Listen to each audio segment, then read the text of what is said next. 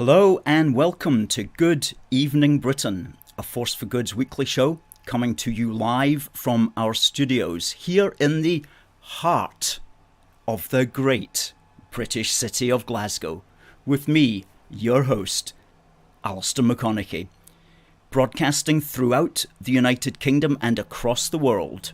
We're bringing you quality pro-UK comment and analysis every Wednesday from 7 until 8 p.m, broadcasting on YouTube, on Facebook, and on our Twitter platforms.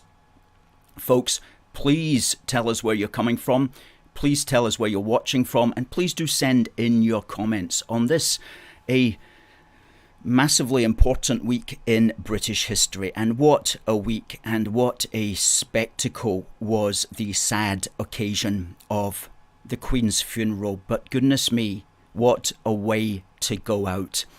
If there's one thing Britain can still do well, it is the pomp and pageantry of state occasions. And goodness me, we pulled it off so well on Monday, the 19th of September 2022, a day that will go down in history, the day that Her Majesty Queen Elizabeth II was committed. Tell us what you think about that. What were your thoughts on the day? Lots of emotions, of course, and lots of points of view on that day. Many of them, of course, just remarking at what an amazing spectacle and how well everybody performed their role to a T, from the soldiers, from the members of state, from the royal family, to the musicians, to everybody lining the route, and even to the British Broadcasting Corporation, which surpassed themselves that particular day with extremely good footage, which was so well done, so well done. So please tell us what you thought on that. We'll be interested to hear. We've got a lot to say about it as well. And we're also going to be looking forward to the future to see what it can mean if we move forward with the kind of attitude that we had, with the skill and professionalism that we still have here in Great Britain. If we can somehow harness all of that and put that into our collective future, what a future we could in fact have. Now, at the bottom of the hour, we'll also be having our competition this week. And I thought, when I watched the service and the pageantry on Monday, I felt, as many of us did, proud to be British. And so this will be our little competition prize at the bottom of the hour, a proud to be British fridge magnet. There you go. And you can win that easily enough by simply sending in your answer to the question, which I'll give at the bottom of the hour, to our email at contact@aforceforgood.uk. So that competition coming up just before 7:30 and shortly after our On This Day in British History. Thank you to everybody who's watching, and first in was the great Debbie Beer, who says good evening everyone. Good evening to you, Debbie, and thank you for watching. And hi to Frankie Scotland. A great supporter is Frankie. And Harry Brown. Good evening, AFFG and the lovely unionists here. Aren't we just lovely? Absolutely. And hello to Emma, and good to see you, Emma, as always. And Eric says, good evening, all unionists. And that's a nice picture of the Queen there from, looks like probably the 1970s, I should imagine, at Trooping the Colour. And good evening to Paul from Kent. And to Catherine. Eric says, Scotland was magnificent during the Queen's funeral, weren't we just? We watched you down here with pride and astonishment. All we ever hear is the horrible nationalist voice. Well, do you know what?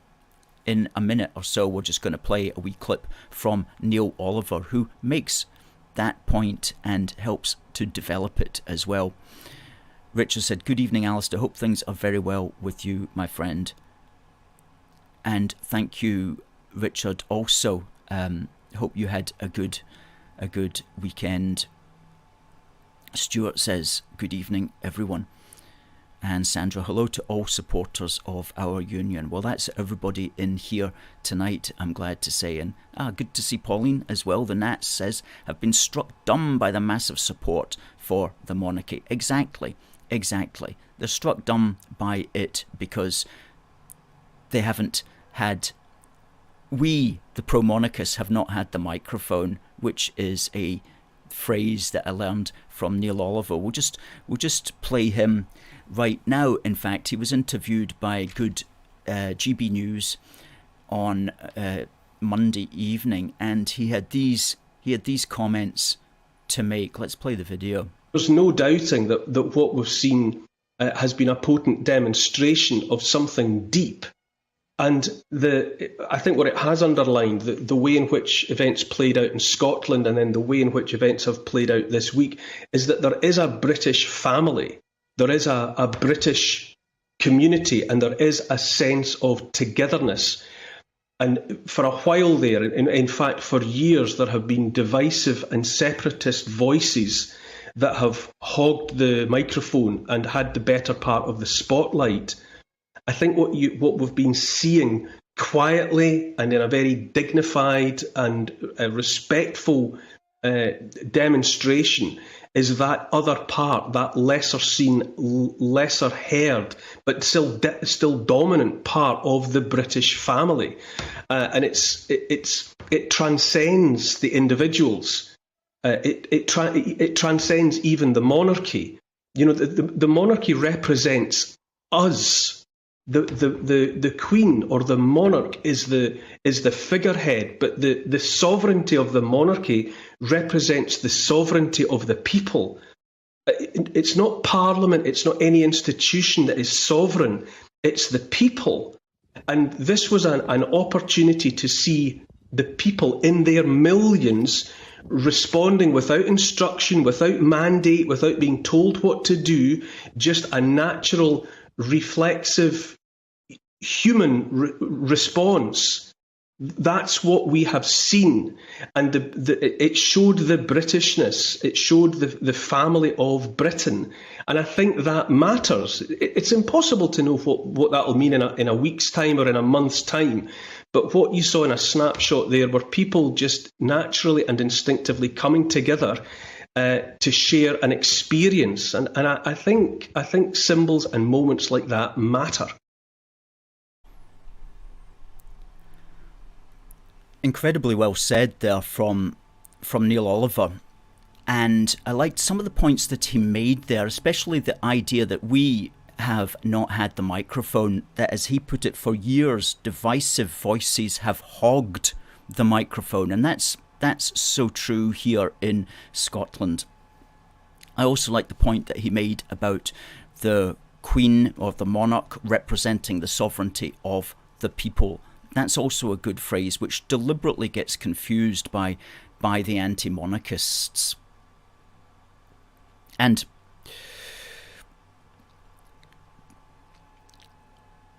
today, the MPs were actually being sworn in again.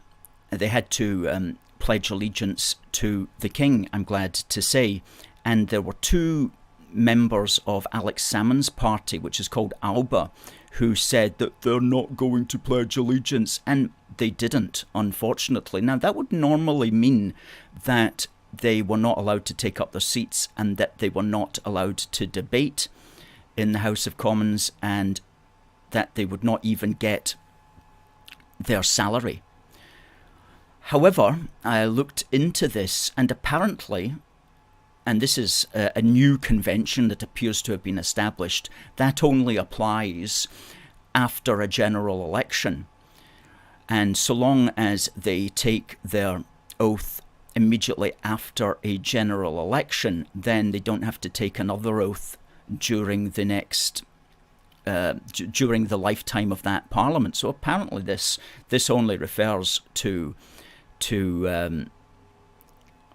to taking the oath at the start of a new parliament. And so they've got away with it. These two guys have got away with it. They'll be able to continue to sit, take their money and talk rubbish and generally be a negative quantity upon the great British people. So that's an unfortunate thing that they got away with that. That's kind of slightly irritating, but they would know that, of course. There's no way they wouldn't have taken their oath if they weren't going to get their salary. That's for sure. Anyway, they were allowed to posture like that, but people will want to know, well, how come they've been allowed to sit? Because apparently they only have to take the oath after a new parliament. But what a complete pair of plonkers, really, that they are, and it's to be nice to them. And, you know, in our magazine, Happy and Glorious, which we released to celebrate the Queen's Platinum Jubilee edition, we dedicated an entire page looking at this concept of sovereignty and how it relates to the Queen. And we pointed out the three types of sovereignty: the democratic sovereignty of the people, the legal sovereignty of the Parliament, and the national sovereignty of the nation, if we're defining sovereignty as authority. And we pointed out that the Queen is at various times a physical embodiment, that is, a living symbol of national, legal and democratic sovereignty, either separately or combined. And vesting a form of sovereignty in the Queen in this way does not deprive the people or the Parliament of it. It simply provides a focused and tangible symbol of sovereignty. And we've been explaining this to these SNP and Republican types for years now. For years. I remember writing letters about this to the Herald and the Scotsman 15, 20 years ago on this matter. But of course they don't want to accept that. You know, they're set in their ways, obviously. And I say here, some politicians may try to claim that their allegiance is to the people or the nation rather than to the Queen or Crown. However, to pledge allegiance to the Queen is to pledge allegiance to the national icon and thereby to the people and nation which she represents. It is simply to pledge allegiance to the visible living symbol of the sovereignty of the people. Because in what other living symbol, or indeed in what other thing, can the sovereignty of a mass of people be properly represented? It can only be represented in one person, in that sense. A living symbol of the sovereignty of the people. That's what the Queen is. When you pledge allegiance to the Queen, you're pledging allegiance to the living sovereignty, the living symbol of the people. And you're not depriving the people of it or anything like that. And this magazine, by the way, we had 500 copies run off. There are 9 left. There are 9 left. And so when they go, they are all gone, other than we'll have a few remaining that can only be purchased as part of a complete back issue set. So there's only 9 of these left. So if you want your copy and you don't have it, then please do get in now for that. And we're only selling them at 1 at a time now. So please don't try to buy all 9 or something like that. They're only selling at 1 at a time now. For 9 lucky people.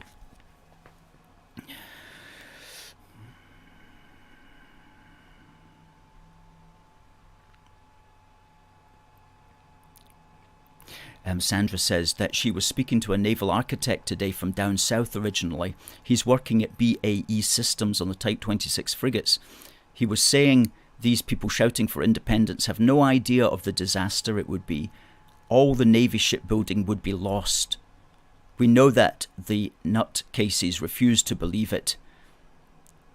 The Australians and Canadians are buying the design from BAE too. The whole project will keep the yard going until 2035 or beyond.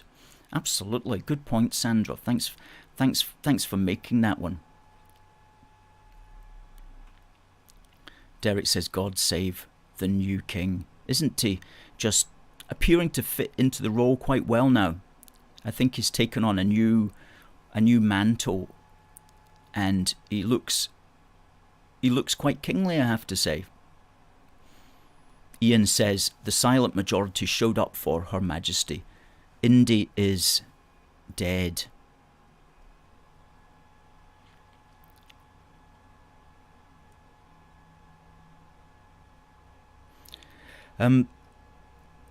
Yes, well, talking about the idea that Neil Oliver was talking about, which was the idea of the British family. Okay, that's a great concept, the idea of the British family as a human way to represent, to symbolise the life of the nation itself. There's been one or two people emphasising that point in articles. We've been looking at a lot of articles that have come out in the last 12 days, and we've been noting some of the best ones. And I just want to make one or two, bring one or two of them to your attention. There was a good article that appeared in the Daily Mail back on Wednesday, September the 14th by Eddie Barnes. And he says, the BBC got it so right on the pageantry, but so very wrong on the politics.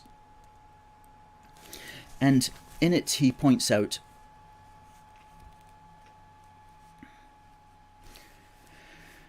the momentous events of the past week and the passing of the Queen served to further underline the point that the tightly bound nationalist depiction of Scotland's past, present and future just doesn't connect with our reality. Did the Queen want to make this point? I can't be alone in wondering whether her death in Scotland was somehow almost fated. For it feels to me that in dying here in Scotland at her beloved Balmoral, the greatest communicator of our times, the woman who mastered the art of telling nothing but saying everything, wanted still in death to teach us a fuller and richer story about our land. I like that expression. Wanted still in death to teach us a fuller and richer story about our land. To England, she has reminded that nation that the rest of us exist. Laid in a coffin wrapped in the royal standard of Scotland and the crown of James V placed upon it, the Queen reminded people that they live in a united kingdom. The King's visit to Northern Ireland and Wales this week also underlines the point. To Scotland, she has reminded us that our politics only explains a fraction of our traditions, our inheritance and our culture. That's so true. When you listen to Nicola Sturgeon, when you listen to those SNP people going on with all the kind of modern and woke nonsense, you get a sense, don't you, that there's no connection there to the rich past of Scotland that we share with everybody throughout the United Kingdom. He continues here, 8 years ago, ahead of the referendum on Scottish independence, the Queen famously told bystanders outside Crathy Kirk that she hoped Scots would think carefully about the future. Over the past few days, even in death, she has led the country to think hard again. We are being shown that baked into Britishness is a wondrous diversity of institutions, memories, cultures and histories. It is something we should all treasure. The late Queen and the new King, who have travelled further and deeper into this land than most of us, have done more than anyone to tell this deeper, more complex story of our land. This deeper, more complex story of our land. Absolutely, and that speaks to the heart, not just the head. Of course, the head is extremely important, but it's the heart, it's the complex story that can be told. The traditions, the institutions, the culture, all of these things coming together, binding together in harmony, sometimes in conflict, but nevertheless telling a wider story that we can all get behind here in our United Kingdom. And that's what we try to do here at Force for Good as well, is tell that complex story and simplify it in a way that appeals across the board.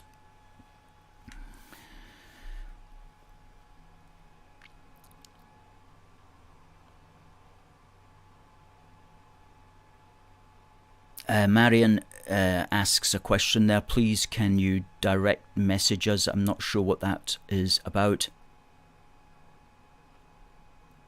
If that's referring to us, Marion, is that you? We'll certainly get it sorted out, whatever it is that you have.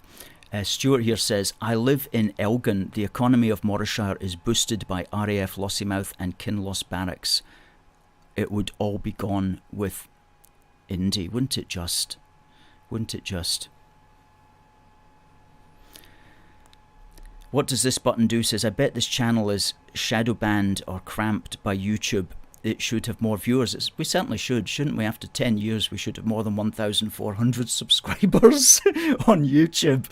Anyway, we keep going, especially considering we're putting out 4 or 5 videos a week. Anyway, we're building across all the platforms that we can build across, and that will allow us to reach people with our resources as well. And our TikTok channel is going extremely well. We've got a video of Nicola Sturgeon, which we took back on the 24th of August. We'll just play that for you in a few seconds. That hit 150,000 views on TikTok. And so TikTok is a great platform for us to develop, and we do need help to keep that going. So if you would like to make a donation specifically to keep our TikTok going, please do go to aforceforgood.uk and do what you can there for us. But let's have a look at the classic Sturgeon video, which got 100. You're poisoned, Miss Sturgeon. You poisoned our country. You poisoned our country. When will you resign, Miss Sturgeon? We want you out of power. Out of power. Out of power. Resign! Resign. Now! You're poisoned. Oh gosh. Resign now. Unfortunately, I doubt that she will be resigning now, but we have to make sure that we promote our message of solidarity and unity. And I think whether she liked it or not, I think Nicola Sturgeon has come to see some of the benefits of it as well. And whether she likes it or not, she is part of the British system, and she should, as a consequence, see its benefits. Goodness me, think of these two Alba MPs who won't take the oath, but they'll take an £84,000 salary. You know, think about that. Oof, how cheeky that is for them to do that. Oh man, that gets my goat.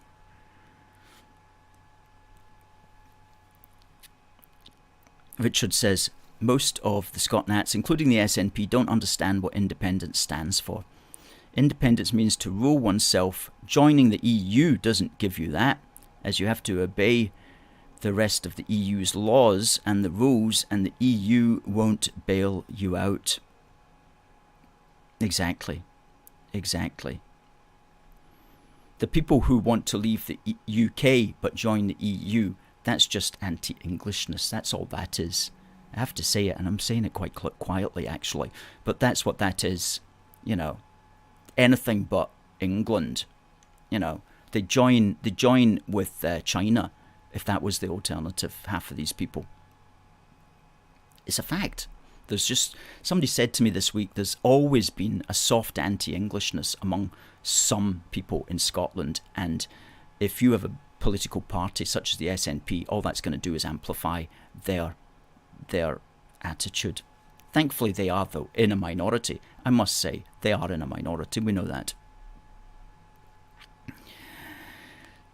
Frankie loves that video. Amazing video, classic. Yeah, and congrats to the people who were shouting in that video, and also especially to the person who took that video, who was just happened to be in the right place, that person had chosen their place very carefully, it should be said, and bang, they were definitely in the right place when it came to videoing Miss Sturgeon coming out of that building. Well done. Stuart says, well, it's not going to be Sturgeon's problem because she'll be in Portugal with a big stash of cash. Yeah. Well, do you know what? It's just coming to the bottom of the hour, so it's time for On This Day in British History. Now, after I've mentioned On This Day, we will ask you a question, and this is the prize: a Proud to be British fridge magnet, which is definitely the words for this week, right? Isn't it? Proud to be British. That's definitely the slogan for this week.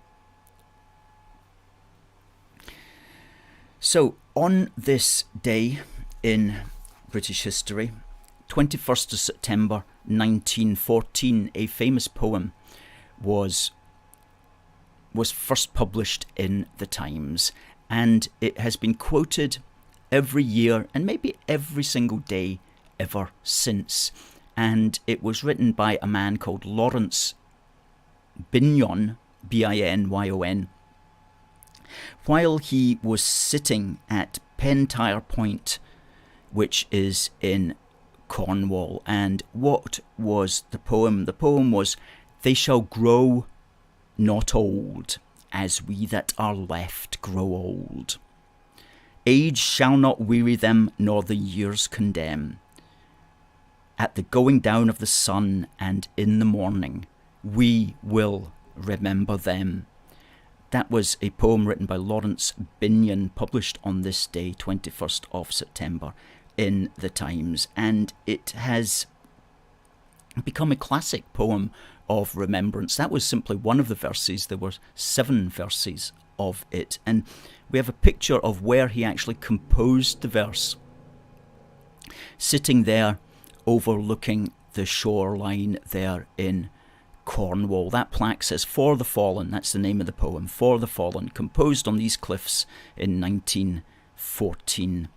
And Laurence Binyon was too old to join the British Expeditionary Force as it was then, but he did, in 1916, he went to work for the Red Cross as a medical orderly. He was born in Lancaster, and for the rest of his life he had a career at the British Museum in the Department of Printed Books, and he died in 1943. So he left us, what a gift Laurence Binyon left us, and in a few words he summarised a sentiment so perfectly that it has become immortal, an immortal sentiment. Okay, now what else on this day? A famous Scotsman and a famous unionist passed away. It was the day that Sir Walter Scott died, on the 21st of September in 1832, the literary giant and novelist. And he is credited with essentially inventing the historical novel, at least in the popular sense, where his characters were real people from history set in his historical and fictionalized settings, which went extremely well. And from a unionist perspective, it could be said that his novels introduced an often romanticised version of Scotland to readers throughout the rest of the United Kingdom. So he introduced Scotland, essentially, albeit a somewhat romanticised version, to the rest of the people of the United Kingdom, and thereby popularised Scotland in the British public consciousness. And he's notable for being the PR guru, as we would say today, who masterminded the visit of King George IV to Edinburgh back in back when that was at the start of the 19th century. And Waverley Station is named after his novel Waverley. Indeed, he wrote a series of novels that were simply called the Waverley novels, and he never added his name to them. So nobody knew actually who wrote them. They were simply credited as by the author of Waverley. And it was only in 1827 that he actually came forward and said, yeah, I wrote those. And we've a really nice railway poster that, I'm not sure when that dates from there, but that's an advert for North British Railways, encouraging you to travel up to Edinburgh and thereby see the various home and haunts of Sir Walter Scott. And up there, from clockwise from the top, is Abbotsford, which was his house, which is still open to the public. Moving over, that's Dryborough Abbey, where he and his wife, Lady Scott, are buried. And then there's the Gothic monument there, the Scott Monument on Princes Street. And then across from that is Melrose Abbey. Direct and picturesque route between England and Scotland, the Midland and Waverley route, which I can't imagine is a whole lot different from what you do, the route that there's there today. And there's another North British poster which we'll just put up now that we're talking about railways, and I do like that name, North British, the North British Railway. There used to be a North British hotel that sat at the bottom of Princes Street, but when Margaret Thatcher privatised the railways, it got sold off, and it's now called the Balmoral. It's now called the Balmoral. But look, that would be the North British Railway system before Beeching, before the 60s. And that's quite a network of rail lines there, especially in the border area. All of those have gone now. And you just wonder how Scotland, and especially the borders, might have developed if those lines, those arteries, had still been in operation. Interesting. Okay.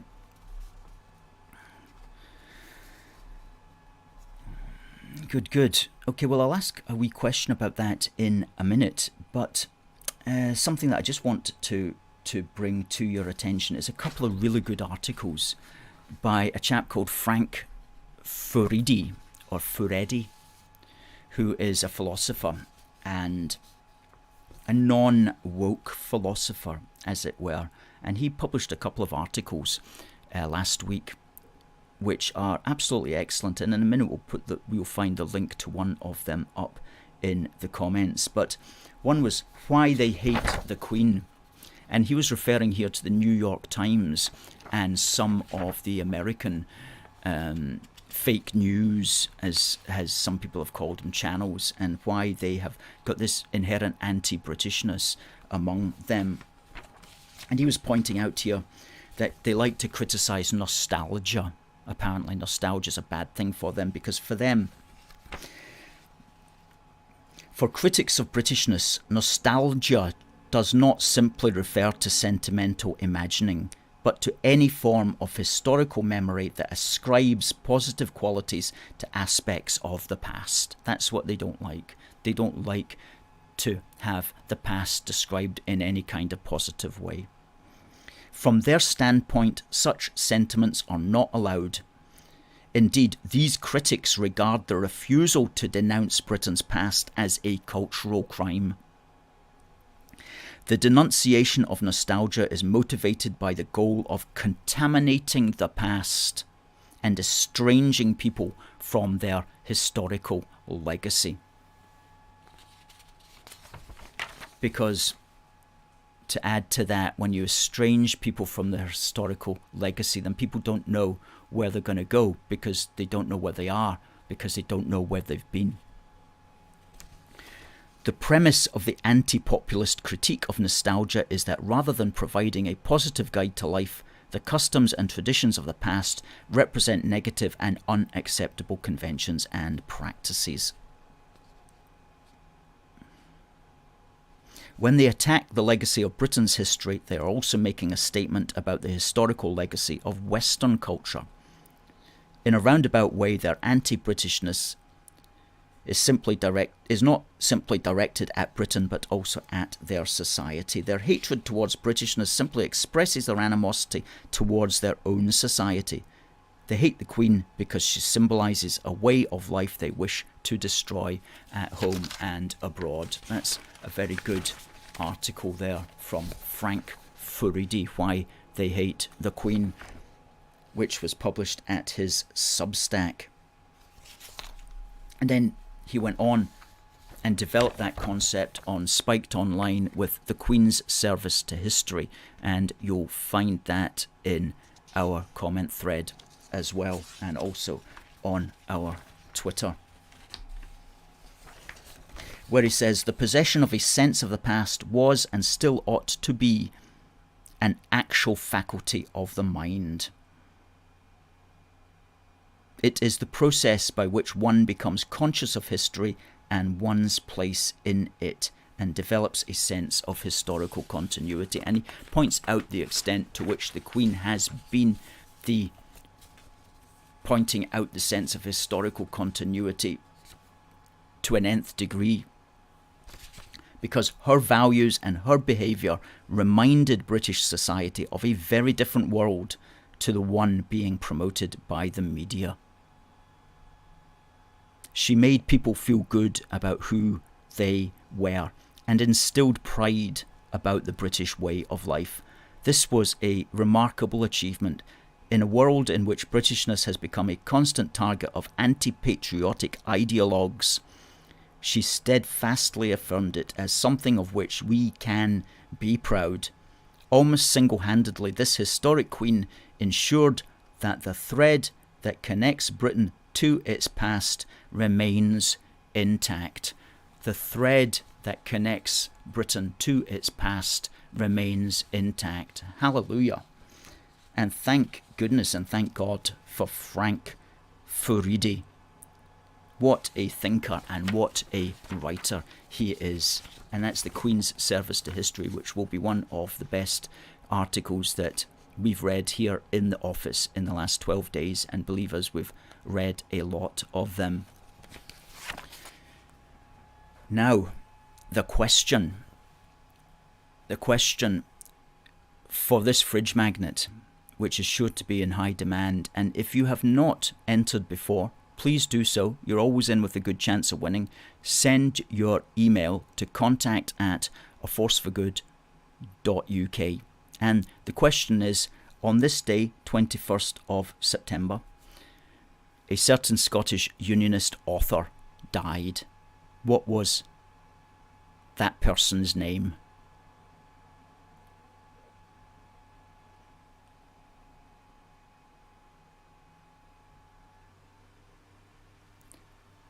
Answer that at that email and you could be in with the chance. We will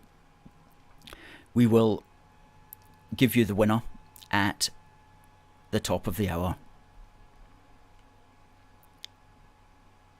Christopher says, absolutely correct. The Queen stands for all those decent values that they would wish to overthrow.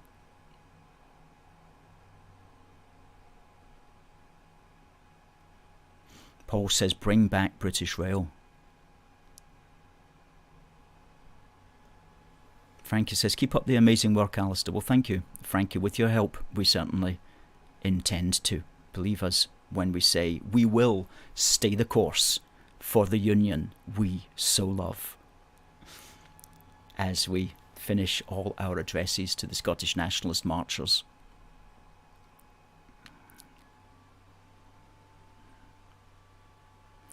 James says, our late Queen reached out throughout the country and the Commonwealth in the interests of peace and harmony. Didn't she just? Didn't she just?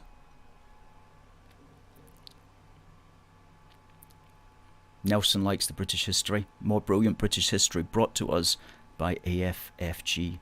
And Super Typist, well, you may be in with a chance of winning the fridge magnet. Hope you entered the competition. Nathan says, the politics the SNP practice is the politics of grievance. But if you press them to explain exactly how Scotland is oppressed by Westminster, they can't answer you. That's for sure.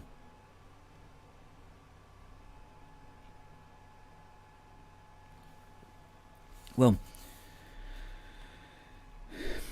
what does all this mean going forward then? Going forward, we saw the Neil Oliver video earlier, and he was just highlighting the extent to which what it does show is so many people throughout the United Kingdom have not had the microphone.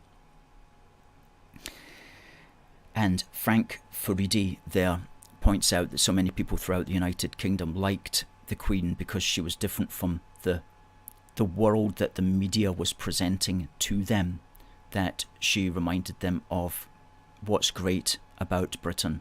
And when I started the programme today, I also talked about how great the pageantry and pomp and ceremony and organisation was of the Queen's funeral. And if we could somehow package all of that and take that forward, what a great nation and a great world we would be able to have. So it's a positive moment when the United Kingdom projected to itself and to the world that it could get it together and it could still do great things. As somebody said to us, we didn't need the European Union to organise that event, for example. We can still do it when we have to. We have the energy, we have the determination, we have the ability, we have the people, we have the sentiment to do that.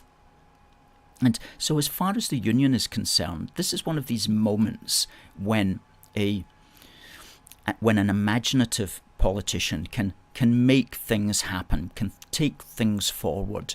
It's a good opportunity to build upon, and opportunities don't come around very often. And believe us that the enemies of this nation exploit every single opportunity they possibly can to make things worse. So this is an opportunity to try to make things better, to try to build the unity of our British Isles. And so it's a time for grasping sometimes the thistle of difficult policies and getting them through. Now is the time to bring in the policies and to build upon this opportunity. And we've said it before, if you want to strengthen the union, there's certain key things that really need to be done in what remains of the lifetime of this Parliament. The Northern Ireland Protocol has to get ditched, and Northern Ireland has to be brought firmly within the United Kingdom. Okay, we saw Prince Charles and King Charles.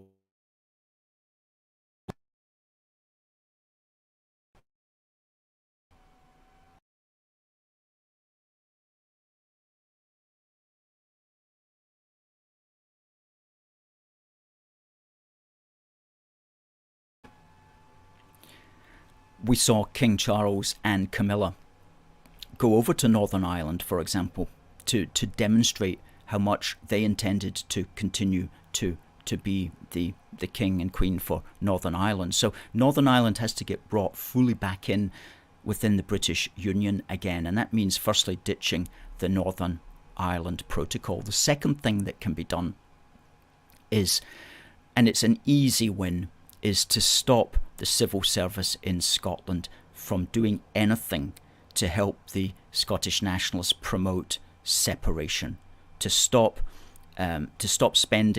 prevent the Scottish National Party being able to spend millions of pounds and getting the Scottish civil service, which is actually the British civil service, to promote separation. We can stop the civil service in Scotland from promoting separation simply through an order from the British government. That has to be done, okay, because we cannot, as unionists, we cannot compete against the British civil service here in Scotland, which is trying to destroy the United Kingdom. A crazy set of affairs. So Liz Truss and her new cabinet have to grasp that thistle, and they have to pass a law, and we've already written the law, and indeed what needs to be done in our magazine, Do More Together, when we point out what needs to be done. So that's the second thing that needs to be done.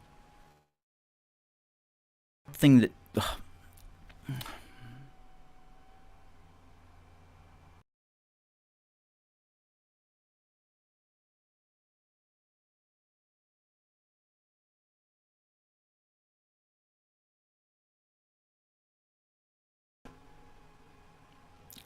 The third thing that needs to be done is we must continuously challenge the so-called devolution settlement. It's not set in stone. The new British government has to continuously put out ideas. It has to continuously dominate the narrative and put the Scottish National Party on the back foot in whatever way that it can. The so-called devolution settlement was set up wrongly in the first place. It devolved everything to the Scottish Parliament, literally everything except a few things that were written down.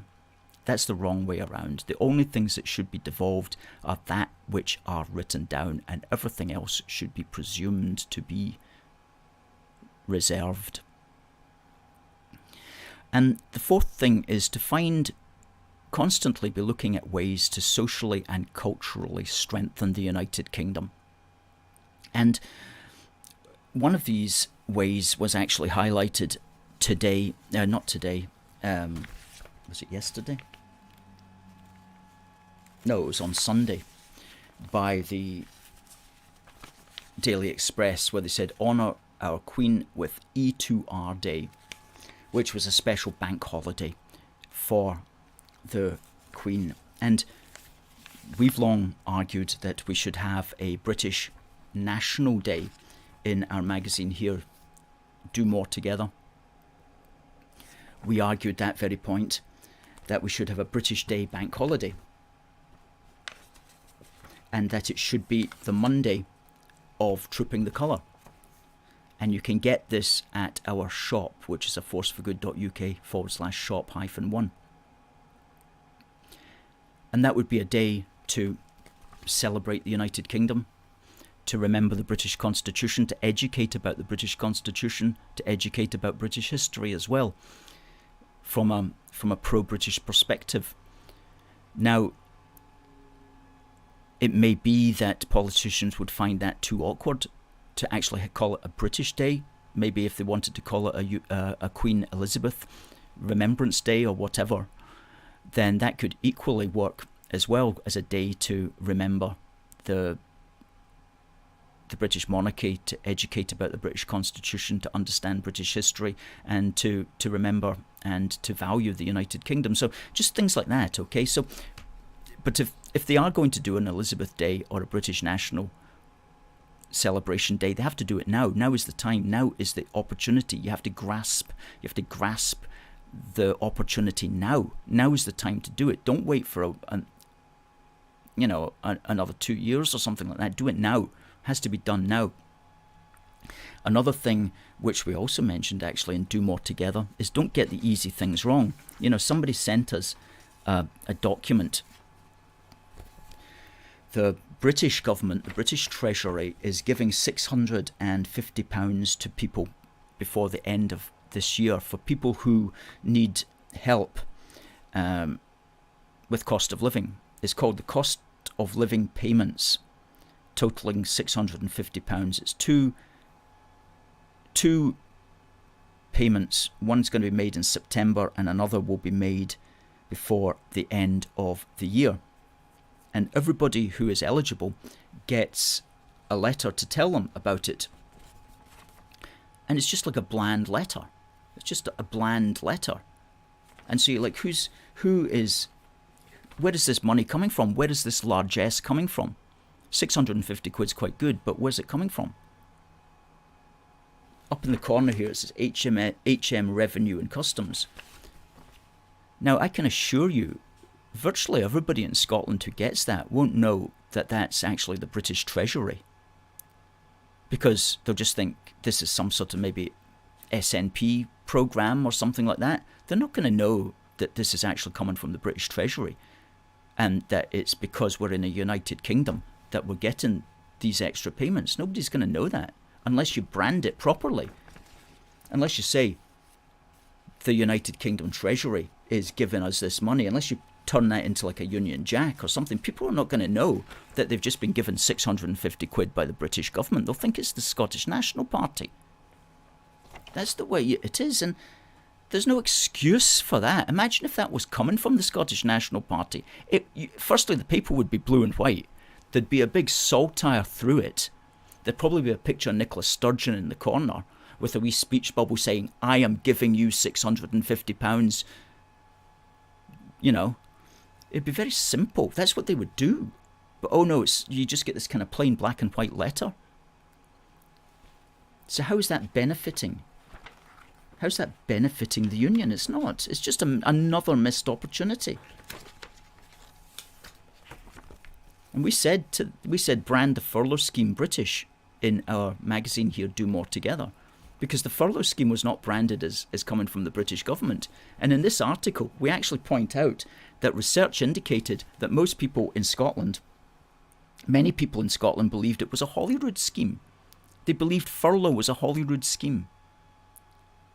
Ministers have been shocked by polling evidence that the UK government has had no credit for the coronavirus furlough scheme, which Scottish voters believe is a Scottish government programme.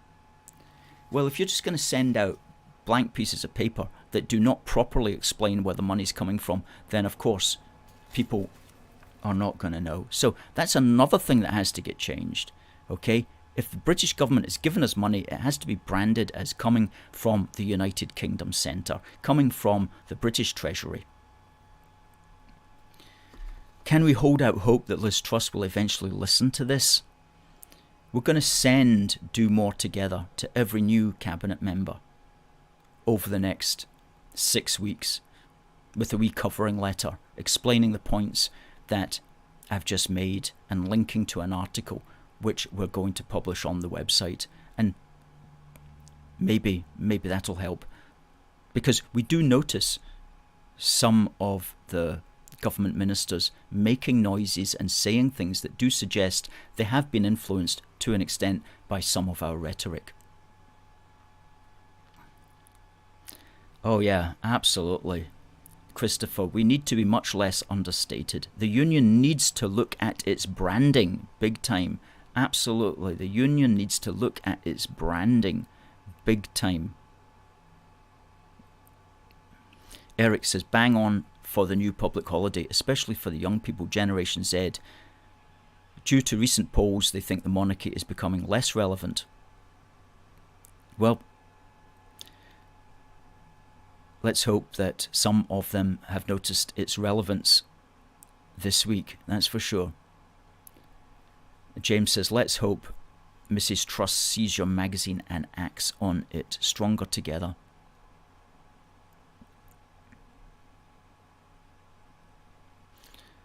Catherine says, well said. Derek likes the show. He says, great show, Alistair. Lots of information every week. Great facts about British history. Rule Britannia. Christopher says, the past few days have underlined the role of the monarch as a mediator between the people and the political classes. The monarch stands way above any here today, gone tomorrow politician, representing all of us and all our history. Absolutely, well said.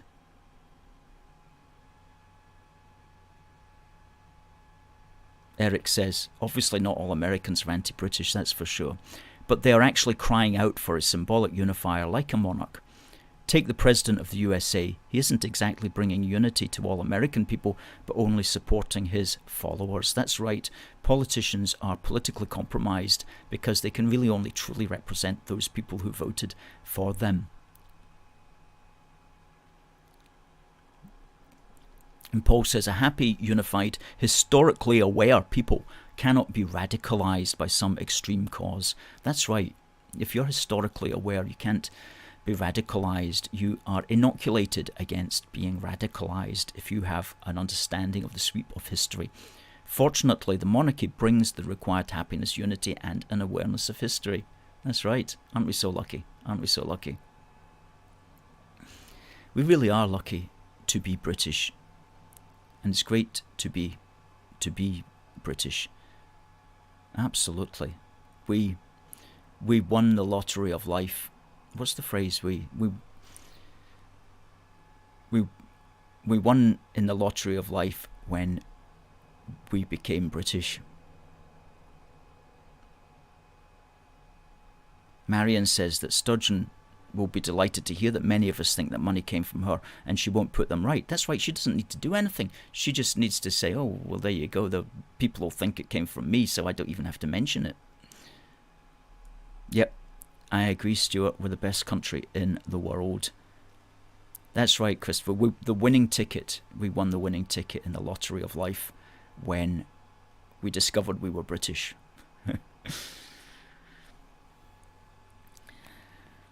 Talking about being British, there is a tweet here about the Wallace Tower that I want just to bring to your attention. It was back, I think it must have been the 14th of September. No, it was the 17th of September. I was just randomly browsing Twitter late at night, and I discovered that South Ayrshire Council had put out a tweet about 3 days before. And it was a picture of the Wallace Tower, which is dedicated to William Wallace in Ayr High Street. And they had beamed on it red, white, the colours red, white and blue, and they said these colours would be up until and inclusive of the day of the Queen's funeral. And I thought, crikey, look at that, that's good. And it had about 25 retweets, and it had been up for 3 days. And I thought to myself, that's absurd, that should have hundreds of retweets.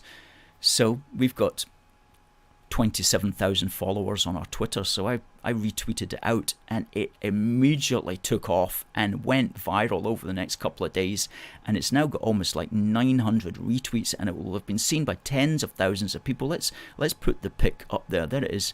South Ayrshire Council. The Wallace Tower in Ayr will remain lit up in red, white and blue.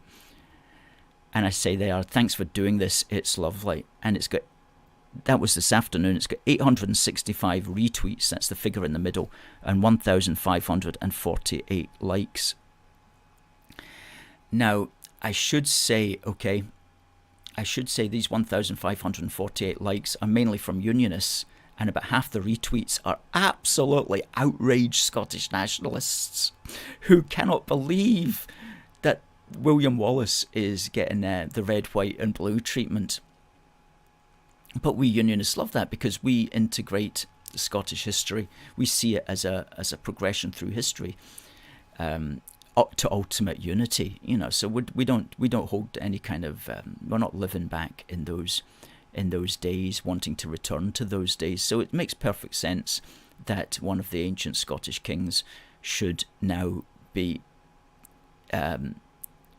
king of the United Kingdom. In fact, as we always say, the Queen was related directly back to Robert the Bruce, and of course King Charles is also therefore directly related right back to Robert the Bruce. And if Robert the Bruce was here today, he would certainly want to be king of the United Kingdom and its realms, territories and dependencies, no question about that. Now, I'm glad to say we have a winner. Now, we asked the question, who on this day passed away? The great Scottish unionist novelist passed away, and the answer, of course, was Walter Scott. And the winner is Stuart Campbell. Congratulations, Stuart. This proud to be British magnet will be winging its way to you tomorrow morning. Now, can you please use that same email and send us the address to which we should send this, please, Stuart? And congratulations to you. It's going to look mighty proud on your fridge. That's for sure. Good stuff.